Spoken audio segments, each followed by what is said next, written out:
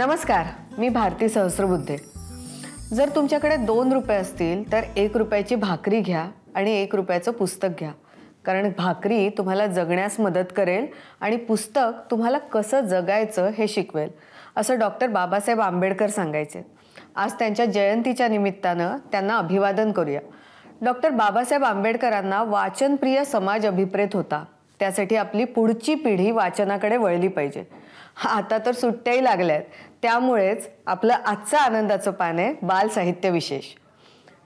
परीच्या गोष्टी, पुराणातल्या गोष्टी, महापुरुषांच्या गोष्टी अशा कितीतरी गोष्टी आहेत ज्या आपल्या लहानग्यांनी वाचाव्यात असं पालकांना वाटतं।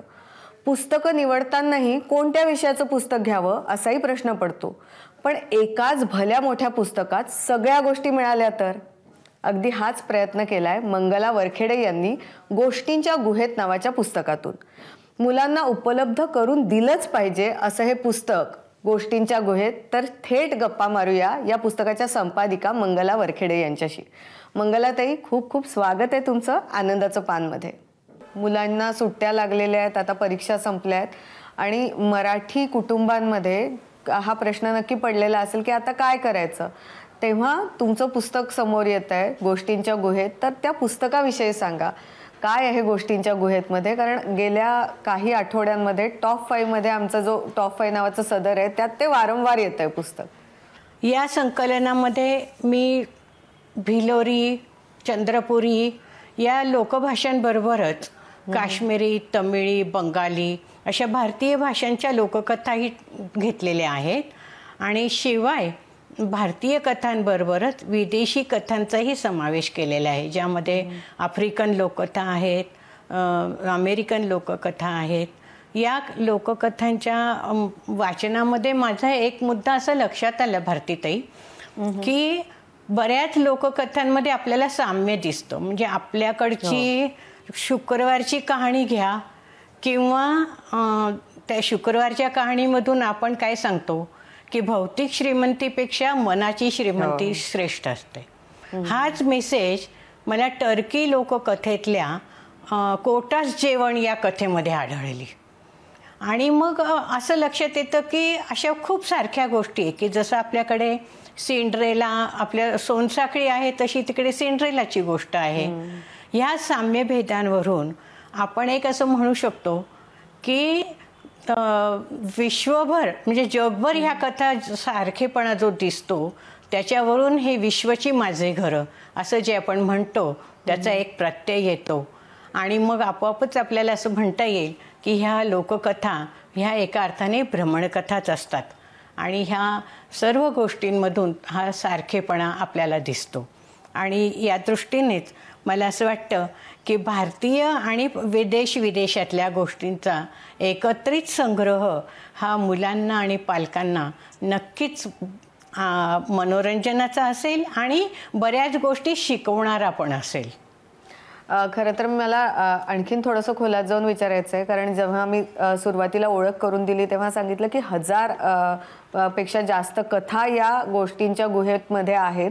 तर ह्याच्या तुम्ही कुठल्या कुठल्या प्रकारच्या कथा आहेत ते सांगितलं, पण आत्ताची जी मुलं आहेत जसं तुम्हीच म्हणालात तसं की त्यांच्याजवळ मोबाईल आहे, यूट्यूब आहे, इंटरनेट सारखं माध्यम आहे, त्यामुळे त्यांना कल्पनाशक्तीला वाव खूप कमी आहे। सगळं त्यांना डोळ्यांनी दिसतंय। आमच्या लहानपणी आम्ही ज्याची कल्पना करायचो, अच्छा परी अशी दिसत असेल किंवा जे काय, त्याची आता त्यांना कल्पना करावी लागत नाही। मग अशा या नव्या पिढीच्या मुलांसाठी गोष्टी सिलेक्ट करताना काय वेगळे मापदंड लावावे लागले किंवा तुम्ही काय विचार करून गोष्टी सिलेक्ट केल्या आणि एवढ्या मोठ्या प्रमाणात म्हणजे 1000 गोष्टी सिलेक्ट करणं हे केवढं मोठं आव्हान होतं? अर्थातच निवड करताना हा साम्यभेदाचा मुद्दा तर लक्षात घेतलाच मी की सारखेपणा कोणत्या कोणत्या गोष्टीत आहे। आणि सगळ्यात महत्त्वाचं म्हणजे सर्वप्रथम वर्गीकरण करून घेतलं या लोककथांचं। त्याच्यामध्ये अर्थातच पौराणिक कथांचा एक गट केला आहे, त्यानंतर एक सृष्टिकथांचा केला आहे। अशा रीतीने मी संस्कार, मूल्यभाव आणि बोध शिक्षण म्हणजे मनोरंजनाबरोबर मुलांचं बोधही व्हायला पाहिजे, त्यांचं अनौपचारिक शिक्षण त्याच्यातून कसं होईल हा विचार करत मी 9 गटांमध्ये या कथांचं वर्गीकरण करून घेतलं। आणि हे वर्गीकरण करतानाच एक फार महत्त्वाचा मुद्दा माझ्या लक्षात आला की ह्या सगळ्या बीजकथा आहेत. ह्या बीजकथांचा उपयोग मुलांच्या सर्जनशीलतेला वाव देणारा आहे. म्हणजे उदाहरणार्थ मी एक छोटंसं आणखी उदाहरण देते. लाकूड तोड्याची गोष्ट. आपल्याकडे पारंपरिक लाकूड तोड्याची जी गोष्ट आहे ती मी जशीच्या तशी दिली आणि त्याचं उत्तरार्ध मात्र विस्तार कथेच्या रूपात दिला आणि त्याला पर्यावरणीय संदर्भ दिलेला आहे. तो असा की तो आता लाकडं तोडणार नाहीये, तो रानात जाऊन फळं फुलं गोळा करेल आणि मग त्याने शेवटी रानमेव्याचं दुकान टाकून आपला उदरनिर्वाह करायचं ठरवलेलं आहे, असा एक उत्तरार्थ दिला. तर मला ह्या सर्व गोष्टी मुलांपुढे देताना हाच महत्त्वाचा मुद्दा माझ्या डोक्यात होता की मुलांना विस्तार करता आला पाहिजे, मुलांना छोटंसं नाटुकलं बसवता आलं पाहिजे आणि यामध्ये पालकांचाही सहभाग मी तितकाच महत्त्वाचा मानते. मंगलाताई, तुम्ही गोष्टींच्या गुहेबद्दल तर सांगितलं, पण तुम्ही ज्या 6 खंडांचा उल्लेख केला त्याच्यात मला काही विषय खूप इंटरेस्टिंग वाटले. म्हणजे कविता तर आहेतच, बालकवितांचं जे संकलन झालंय, पण मुलांमध्ये ही जी वाचन संस्कृती आणि एक काही प्रमाणात लेखनाची सुद्धा आवड निर्माण व्हावी या दृष्टीने काही या खंडांमधनं काम झालेलं आहे का? कशा पद्धतीने ते खंड तयार झाले आहेत आणि त्यातनं म्हणजे पालकांनी आणि मुलांनी काय घ्यावं? हो, बरोबर आहे. एक तर कवितेच्या माध्यमातून मुलांचा भावनिक जो काही भरणपोषण व्हायला पाहिजे ते होतं आणि मुख्य म्हणजे लयबद्ध शब्दरचनेमुळे त्यांची भाषेची समृद्धता वाढीला लागते. या दृष्टीने त्या कविता मी मौखिक कवितेपासून तर आजपर्यंतच्या बालकवितांपर्यंतचा तो प्रवास पूर्ण केलेला आहे जिम्मड कवितांची मध्ये. आणि भ्रमणगाथा हा जो जलपर्यटनाचा वृत्तांत कथनाचा संग्रह आहे त्यामध्ये अर्थातच शोध मोहिमेमध्ये साहस, निरनिराळ्या येणाऱ्या अडचणी, प्रवासाचं नियोजन कसं असावं अशा अनेक गोष्टींचा विचार त्यात आहे आणि ते मुलांना निश्चितच बोधपर होऊ शकेल असं मला वाटतं. सुट्टीचं नियोजन मुलांनी करताना पालकांनी त्यात कसं सहभागी व्हायला पाहिजे आणि वाचन संस्कृती विकसित करण्यासाठी मुलांबरोबर पालकांचा सहभाग कसा असावा याच्यासाठी एक छोटीशी 2 ओळीची गोष्ट सांगते आणि मग मी हा मुद्दा पूर्ण करते. एक बेबी खेकडी आणि एक आई खेकडी आहे. बेबी खेकडी चालायला लागली आहे आणि आई म्हणते बाळा सरळ चाल असं बऱ्याच सांगून होतं. शेवटी एके दिवशी बेबी खेकडी म्हणते आई असं कर ना, तू पुढे चाल मी तुझ्या मागून चालते. आता आपल्या लक्षात हे आलं का की मुळातच आई तिरकी चालते तर मूल तिरकत चालणार. किती सूचना दिल्या तर ते सुधारणार नाहीये. तेव्हा मुलांच्या सवयी आपल्याला चांगल्या करायच्या असतील, मुलं चांगली घडवायची असतील तर स्क्रीन टाईम आधी पालकांनी कमी करावा, पालकांनी पुस्तक वाचावं आणि या वाचनात मुलांना सहभागी करून घेऊन जर चर्चा संवाद घडवून आणला तर मुलांच्या आकलनाच्या कक्षा विस्तारतील, मुलं लिहिती होतील. सारासार विवेक नावाची ते काही क्षमता त्यांची विकसित व्हायला पाहिजे ती विकसित होईल आणि मुलं चांगली घडतील आणि देशाचं भविष्य निश्चितच उज्ज्वल होईल. तर या दृष्टीने वाचनाचं नियोजन आणि सुट्टीचं नियोजन करता करता या गोष्टींच्या गुहेतला फेरफटका मारून तर बघा. मंगलाताई, खरं तर तुमच्याजवळ सांगण्यासारखं खूप आहे. तुम्ही खूप अभ्यास केलेला आहे, संशोधन केलेलं आहे आणि हे जे गोष्टींच्या गुहेत पुस्तक तुम्ही पालकांना आणि मुलांना दिलं आहे ते सुद्धा त्यांच्यासाठी खूप महत्त्वाचं ठरणार आहे. त्यामुळे हे तुम्ही केलेलं काम त्याच्यासाठी खूप खूप आभार तुमचे.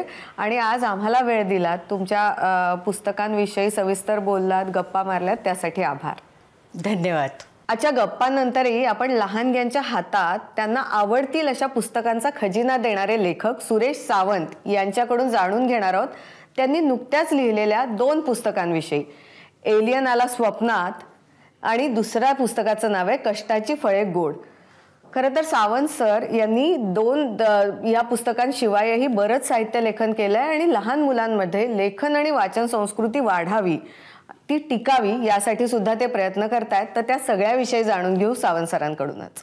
पहिल्यांदा एलियन आला स्वप्नात या बालकवितेच्या संग्रहाबद्दल मला आपल्याला सांगितलं पाहिजे. एलियन याबद्दल बालकुमारांना खूप कुतूहल असतं, जिज्ञासा असते. परग्रहावरच्या काही वस्तू, माणसं, माणसासारखी दिसणारी माणसं पृथ्वीवर येतात, इथली माहिती काढतात, आपल्या राज्यात नेतात, आपल्या ग्रहावर येतात, अशी एक चर्चा बालकुमारांच्यामध्ये असते. त्यांना ह्या अद्भुत गोष्टीचं विलक्षण आकर्षण असतं. त्यामुळं एलियन आला स्वप्नात या पुस्तकामध्ये मी, हा एलियन काय आहे, तो कुठे येतो, कसा येतो, तो काय करतो, याच्याविषयीचं एक अद्भुतरम्य चित्र या कविता संग्रहामध्ये मी निर्माण केलेलं आहे. आणि दुसरा गतवर्षी आलेला एक कविता संग्रह तो म्हणजे आभाळ माया. आज काय झालं आहे, आपली पिढी नागरीकरणामुळं, शहरीकरणामुळं, यांत्रिकीकरणामुळं निसर्गापासून तुटत चाललेली आहे. आमचं बालपण निसर्गाच्या कुशीत घडलेलं आहे, वाढलेलं आहे. आम्ही निसर्गाच्या सहवासात रमलो, पाण्यात डुंबलो, उन्हा पावसात खेळलो, मातीत खेळलो, धुळीत खेळलो. त्यामुळं आम्हाला निसर्गाचा सहवास खूप मिळाला, पण या पिढीला निसर्गाचा सहवास मिळत नाही. आभाळ माया या कविता संग्रहामध्ये मी बालकुमार वाचकांना निसर्गाच्या जवळ नेण्याचा प्रयत्न केला आहे. हा जो निसर्ग आहे तो किती चमत्कारी आहे, किती जादूगार आहे, त्या निसर्गाचं निरीक्षण करणं किती आवश्यक आहे, निसर्गाच्या सहवासात रमणं किती आवश्यक आहे, हे या कवितेमधून आपल्याला पाहायला मिळतं. याशिवाय बालकुमार वाचकांना आधुनिक जे तंत्रज्ञान आहे गुगलसारखं, त्याच्याविषयी खूप माहिती आहे. माझ्या गुगल बाबा या बालकविता संग्रहामध्ये या गुगल बाबाचं महत्त्व, जो गुगल गुरु झालेला आहे सगळ्या जगाचा, त्याचं महत्त्व एका कवितेच्या माध्यमातून सांगितलं आहे. आज मुलांना केवळ उपदेश करणारं साहित्य नको आहे किंवा केवळ रंजन करणारं साहित्य नको आहे, तर ज्या बालसाहित्यामध्ये मनोरंजन आणि संस्कार या दोन्ही गोष्टी हात घालून घेतात, हेच बालसाहित्य फार आवडतं. अलीकडंच माझा कष्टाची फळे गोड हा बालकथा संग्रह आलेला आहे. या कथासंग्रहामध्ये एकूण 8 कथा आहेत. त्यात कुत्रा अमर झाला ही एक लोककथा याच्यामध्ये आहे. त्याशिवाय एका संवेदनशील मुलाची गोष्ट आहे, पुस्तकं वाचणारा किडा म्हणून. काही वर्षांपूर्वी आमच्या परभणी जिल्ह्यात 4 मुलांनी रेल्वेचा होऊ घातलेला अपघात टाळला, चातुर्यानं टाळला, हुशारीनं टाळला आणि हजारो लोकांचे प्राण वाचवले. त्यावरची गोष्ट या पुस्तकामध्ये आहे. चौघांचं प्रसंगावधान, वाचवले हजारोंचे प्राण, अशी एक बोधकथा याच्यामध्ये आहे. कष्टाची फळे गोड आहे. खेड्यापाड्यामध्ये भूतांच्या गोष्टींची मुलं फार चर्चा करतात. खरंच भूत असतं का, भूताची कल्पना खोटी आहे, याविषयीची एक गोष्ट या पुस्तकामध्ये आहे. मनातली भीती करते फजिती. भूत हे माणसाच्या मनात जन्माला येतं आणि तिथं ते वाढतं, ही खरी गोष्ट नाही, असा एक बोध, असा एक संदेश या कथेतनं मिळालेला आहे. माझ्या बालकथेविषयी आपल्याला सांगायचं तर, माझ्या बालकथा ह्या जादूगाराच्या नसतात, राक्षसाच्या नसतात, राजा राणीच्या नसतात, परीच्या नसतात, चमत्काराच्या नसतात, तर आपल्या भोवताल जी मुलं शिकत आहेत, लहानाची मोठी होत आहेत, वाढत आहेत, त्यांच्या कर्तृत्वाच्या ह्या गोष्टी आहेत. यजाज नावाचा एक मुलगा आमच्या नांदेड जिल्ह्यातला पारडी या गावचा, त्यानं तळ्यात डुंबणाऱ्या बुडणाऱ्या 4 मुलींचे प्राण वाचवले. त्याला बालशौर्य पुरस्कार मिळाला. तर त्याच्यावरची एक गोष्ट या पुस्तकामध्ये आहे. यजाज ठरला देवदूत. त्यानंतर कर्नाटकामध्ये थिमक्का नावाच्या मोठ्या कर्तबगार महिला आहेत की ज्यांनी आपल्या आयुष्यामध्ये हजारो झाडं लावली, वाढवली, पोटच्या लेकरांसारखे त्यांच्यावर प्रेम केलं आणि पर्यावरणाच्या क्षेत्रामध्ये, प्रदूषण नियंत्रणाच्या क्षेत्रामध्ये अनमोल काम केले, त्याची कीर्ती जगभर पसरली आहे. त्यावरची वृक्षमाता थिमक्का ही गोष्ट मुलांना आवर्जून वाचावी किंवा वाचून दाखवावी अशी आहे. त्यानंतर पर्यावरणाला हानी पोचवणारी जी गोष्ट आपल्याकडे आहे ती म्हणजे प्लास्टिक किंवा पॉलिथिन याचा अतिरेकी वापर होतो आहे, तो टाळण्यासाठी फुकटचे विष नको रे बापा या शीर्षकाची एक गोष्ट या संग्रहामध्ये आहे. मित्रहो, आज मुलांच्या आयुष्यातलं गाणं हरवत चाललं आहे, गोष्ट हरवत चालली आहे. त्याला पर्याय म्हणून आपल्याला मुलांच्या हातामध्ये पुस्तकं दिली पाहिजेत. या मुलांचं, भावी पिढीचं यंत्र होऊ द्यायचं नसेल आणि त्याचा प्राणी होऊ द्यायचा नसेल तर मुलांच्या हाती पुस्तकं देण्याची नितांत आवश्यकता आहे. मला वाटतं बालसाहित्याचं महत्त्व हे सर्व विद्यार्थी, शिक्षक आणि पालकांपर्यंत पोहोचण्याची आवश्यकता आहे आणि त्यातून उद्याचे चांगले वाचक तयार होतील असा मला विश्वास वाटतो. धन्यवाद. खरं तर वेळ झाली आहे आजच्या या आठवड्यातले टॉप 5 पुस्तकं कोणती ते जाणून घेण्याची, आणि ते सांगतायत मॅजेस्टिक बुक डेपोचे संचालक आशय कोठावळे. नमस्कार, मी आशय कोठावळे. यावेळी मॅजेस्टिक बुक डेपोमधील टॉप 5 पुस्तकांपैकी पहिलं पुस्तक आहे नंदू मुलबुलेन यांचं व्यथाकथा मनसुद्ध तुझे. या ABP माझा वाहिनीवरती प्रसारित झालेल्या मालिकेसाठी लिहिल्या गेलेल्या या कथा आहेत. या कथा माणूस केंद्रीय आहेत. या कथेतील आजारामागच्या लोभस माणसाचा त्याच्या भोवताळासकट दर्शन लेखक घडवतात. त्यामुळेच हे लेखन मनोविकारांवरचं लेखन न राहता भावभावनांचं लेखन ठरतं. यानंतरचं दुसरं पुस्तक आहे स्वयंघोषित देशभक्तांचं वास्तव, चंद्रकांत झटाले यांचं. खऱ्या देशभक्तांना देशद्रोही ठरवून स्वयंघोषित देशभक्तांनी देशभक्तीची व्याख्या पूर्णपणे बदलून टाकली आहे. अशा कट्टर स्वयंघोषित देशभक्तांचं वास्तव पुरावासह या पुस्तकात मांडण्याचा प्रयत्न लेखकाने केला आहे. यानंतरचं तिसरं पुस्तक आहे शब्दकल्पिताचे, स्वानंद बेदरकर यांचं. हा पत्रग्रंथ आहे. आपल्यामध्ये नसलेल्या व्यक्तींना विविध क्षेत्रातील मान्यवरांनी पाठवलेली ही पत्र या पुस्तकाचा विषय आहे. तसं बघायला गेला तर मान्यवरांची न पाठवलेल्या पत्रांचा हा संग्रह आहे. यानंतरचं चौथं पुस्तक आहे योगी योद्धा महाबळेश्वर सैल यांची ही हनुमानावरच्या जीवनावरची कादंबरी आहे. हनुमानाच्या जन्मापासून ते रावणावर विजय मिळवून रामाचं अयोध्यात परतणं, ते सीतात्याग व लवकुश यांचे आगमन इथपर्यंतचा कालखंड या कादंबरीत घेतला गेलेला आहे. परंपरेने ज्या अद्भुत गोष्टी सामान्यांना माहिती आहेत त्या अद्भुत गोष्टीतील अद्भुतता बाजूला ठेवून त्यामागचं वास्तव मांडण्याचा लेखकाने प्रयत्न केला आहे. यानंतरचं पाचवं पुस्तक आहे कोलाच, उषा मेहतान यांचा विविध विषयांवरचा लेखांचा हा लेखसंग्रह आहे. उषा मेहतांनी बरंच लिखाण केलं आहे. त्यांच्या आत्तापर्यंतचा लेखन प्रवासाचा सर्वांगीत परिचय या पुस्तकातून घडतो. ही सगळी पुस्तकं तुम्हाला आमच्या दुकानात Majestic book depot, Rammurti road, Thane, Shivaji Mandir, Dadar व गिरगाव नाका या तिन्ही ठिकाणी सवलतीच्या दरात खरेदी करता येतील. त्याचबरोबर आमची वेबसाईट majesticreaders.com व आमचं मोबाईल ॲप्लिकेशन मॅजेस्टिक रीडर्स यावरही सवलतीत खरेदी करता येतील. धन्यवाद. तर ही होती या आठवड्याची टॉप 5 वाचकप्रिय पुस्तकं. आज आपण बाल साहित्याबद्दल गप्पा मारल्यात, पण आणखीनही काही नवीन पुस्तकं जी लहान मुलांनी वाचलीत पाहिजेत अशी तुमच्याकडे असतील, त्याबद्दल तुमच्याजवळ माहिती असेल तर आम्हाला जरूर कळवा.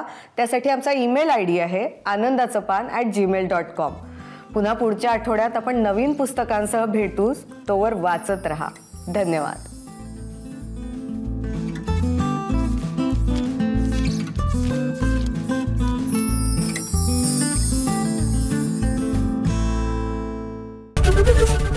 ABP माझा, उघडा डोळे बघा नीट.